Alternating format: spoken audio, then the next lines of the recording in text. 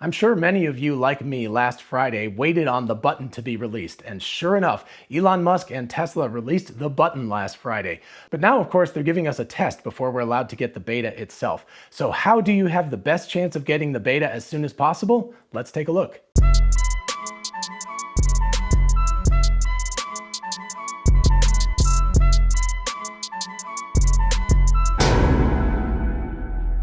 For those of you interested in investing, check out WeBull, an amazing platform for buying and selling stocks, and now cryptocurrencies like Bitcoin, Dogecoin, and others. Open an account and get a free stock valued at up to $200, and fund your account and get another free stock valued at up to $1,600. Check out the link in the description and help the channel at the same time. Hey y'all, it's Dr. Know-It-All. I just wanted to do a real quick episode today to talk to you about how to get the best chance of getting the beta. And this is related to a couple of tweets that Elon tweeted out yesterday at the time this video comes out. But anyway, I figured that they would be pretty useful to help guide us towards what the best possibility is for us to get full self-driving beta as soon as possible. So in response to his own tweet that said, full self-driving beta request button goes live tonight, but FSD 10.1 needs another 24 hours of testing, so out tomorrow night. And that, of course, was released on Friday. But in response to his own tweet on the 28th, Elon said, wow, a lot of interest in FSD beta. And I've got to say, knock me over with a feather, right? I'm really surprised there's so much interest given the amount of interest. Maybe Elon doesn't recognize this, but a lot of us have been waiting for the beta for a long time. But anyway, back to the tweet. Wow, a lot of interest in FSD beta. Plan is to roll out version 10.2 midnight Friday, then on-ramp about 1,000 owners per day, prioritized by safety rating. And then, of course, to make this a bit more of a tease, Elon said, apologies, 10.2 release will be a week from Friday. So that means the first chance we'll have to get access to full self-driving beta for the more general public will be the 8th of October, not the 1st of October. And then, of course, people wanted to know how they're going to decide who gets the full self-driving beta first. And Elon answered that as well. He said, first few days, probably 100 out of 100, then 99, 98, etc. So that's basically all the information we need. Essentially, what's going to happen is we're all going to be tested, all of us who've requested the access to the full self-driving beta and have basically signed away our data privacy for who knows how long.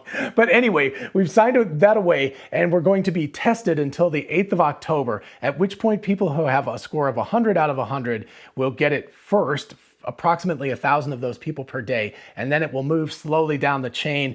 I believe that Elon at one point said that 80 was about a minimum score of being able to get it, but I would expect it will be a long time before you'd get it if you have a score of 80. So that's all well and good, but what did Elon mean by saying there's been a lot of interest in full self-driving beta? I believe, from discussions that the people on Discord and I have had, we're probably looking at, 1 to 2 to 2,500,000 people. So up to 250,000 people have probably requested this. So that's an awful lot. And let's just take a conservative number and say 100,000 people have requested this beta software. If that's the case and they're doing 1,000 a day, it could easily take 100 days or more. And I would guess it could be substantially more than that. So I guess maybe not everybody would qualify for it, but let's just throw out 100,000 as a reasonable number. That means that it would be 100 days or basically about a third of a year before everybody would get it who qualifies for that. So of course that's not forever, but I'm sure most of you who are out there watching this video want to know how to get it as soon as possible. Well, the way to do that is to use the full self-driving app as to the best advantage that you possibly can. And by the way, the latest information I have is that Android users still don't have access to the 4.1 software for Tesla, and that puts you at a really big disadvantage, I'm really sorry to say, because the Tesla full self-driving app, essentially what I do is every time I make a drive, I then turn it on afterwards. I open up the app and I look at it and I see how it graded me. And there are plenty of times when I didn't realize that anything was amiss, but it said that I had, too close of a follow distance for 10% of the drive or something. So anyway, it's really, really useful to start to dial in exactly where you need to adjust your driving in order to get the best score possible. And by the way, if anybody wants to know, I currently have a 98.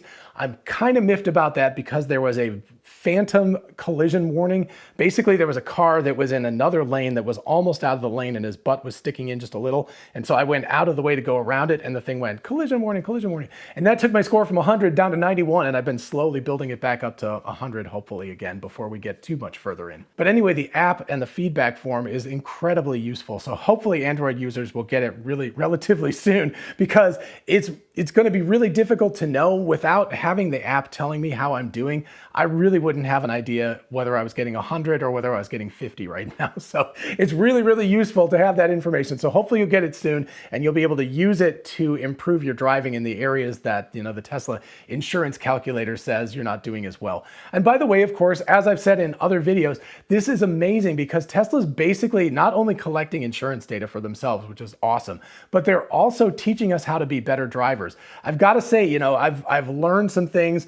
I kind of knew ahead of time that I was going to follow too closely because I'm used to driving in cities, and so I'm used to having to be really close behind people. But, as I try to get a good score, I'm trying to leave more and more room behind other cars. And I'm realizing that at highway speeds at like 70 miles an hour, 3 seconds or 1 second to 3 seconds is a really, really big distance. So you have to be a lot further back than you think you do in order to keep that from dinging you. Now, of course, one metric that they don't tell you about is whether they count good driving as using autopilot as much as possible. I've been trying to use it a lot, but also set it to really, really conservative. So like 4 or 5 car lengths back. And I just assume that people are going to cut me off and get in front of me because that's the way Georgia drivers are. But anyway, I think that actually counts. I think if you use autopilot more, it actually helps your score, but it's really difficult to know because they don't specifically have that as a metric for what you're doing. Now, of course, if you really want to game this system and you have 3 cars or an extra car in your household, and I actually wish I did at this point because they don't seem to have a minimum in terms of the number of miles that you're driven before you're qualified. So what you could do is you could drive around your neighborhood like for 10 miles or something, or on a backcountry road, get 100% rating, pull the car into the garage and use your other car for the next 2 weeks until the time comes and you get 100% rating. So one hopes that they will give a weighting to people who have driven the car more miles first, and also people who have used autopilot more. But it's not explicit, so it could be that if you drove 10 miles, got 100%, put the car in the garage, and didn't use the car for the rest of the 2 weeks, you would be first in line. So I don't know. I don't know how that works, but that would be the way that I would game the system if I had an extra car at this point.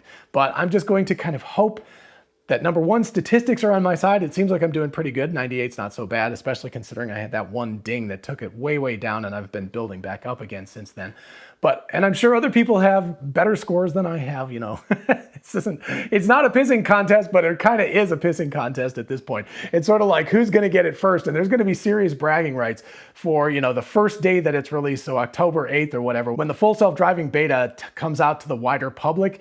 The first people who get it are going to be able to be like, yeah, that's right, I'm the safest driver on the road. So yeah, there will be bragging rights with that. So I don't expect that I will be, not only because I tend to be a little bit aggressive, but also because I live in a city where there's a lot of crazy drivers, and so weird things happen, and it's pretty much impossible to keep something from happening at least once a day. But anyway, we have a time, so it looks like October 8th is the date that the full self-driving beta should go to wider release. We have a number, which will be approximately 1,000 additional people per day, so they'll keep adding them and adding them. And we also have an idea of how it's going to work. So the rollout will start with people who are getting 100% first, so perfect drivers, down to 99, 98, etc. I don't know how low it'll go before they stop, but I do probably have a feeling that, they'll reach some threshold, maybe 95 or maybe 90 or something, where they will put a pause on it. So they'll say, these people are really good drivers.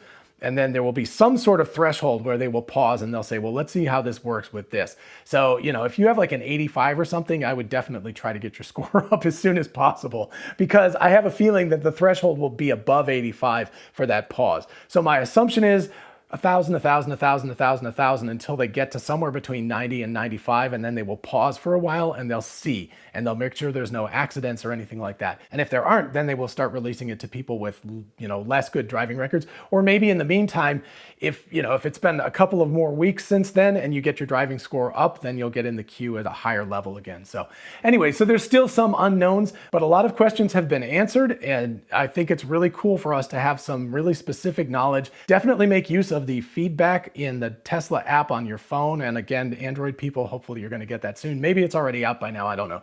But anyway, definitely make use of that and correct the problems that Tesla is seeing for your driving. Not only will it get you the full self-driving beta sooner, but it will actually make you a better driver. So that's a win-win, definitely. All right, I hope you found this episode fun and interesting. If you did, definitely like it so other people can find it, and also consider subscribing for more of this. As always, a huge shout out to my patrons on Patreon. It's been really interesting comparing scores with all of you. Also, I've been doing it on Twitter, so you should definitely check it out on Twitter as well. Anyway, if you want to join the club, look in the description and click on the link and join the club. And if you're interested in some awesome merch, check out the link in the description. We've got the Tesla Bot t-shirt, which is super popular these days. Don't mess with Tesla. Lots of other t-shirts, tumblers, mugs, etc. So check out the link in the description and help the channel out. And for those of you interested in investing, check out WeBull, an amazing platform for buying and selling stocks, and now cryptocurrencies like Bitcoin, Dogecoin, and others. Open an account and get a free stock valued at up to $200, and fund your account and get another free stock valued at up to $1,600. Check out the link in the description and help the channel at the same time. Thank you. And finally, don't forget we are both Tesla and Amazon affiliates. If you look in the description,